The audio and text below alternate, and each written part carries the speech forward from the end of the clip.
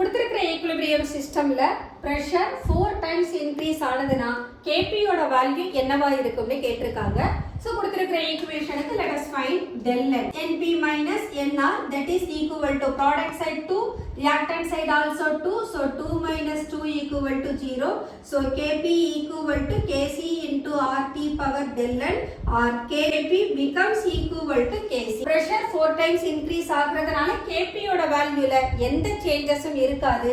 So we can say Kp remains unchanged. Suppose del n is positive இருந்ததுனா then Kp becomes equal to Kc into RT power del n. Kp is less than Kc. Suppose del n negative இருந்ததுன்னு சொன்னா Kp is equal to Kc by RT power del n கிடைக்கும். அப்ப Kp becomes greater than Kc. உங்களுக்கு இந்த video பிடிச்சிருந்தா like பண்ணுங்க, share பண்ணுங்க, comment பண்ணுங்க, சப்ஸ்கிரைப் பண்ணுங்க. Thank you.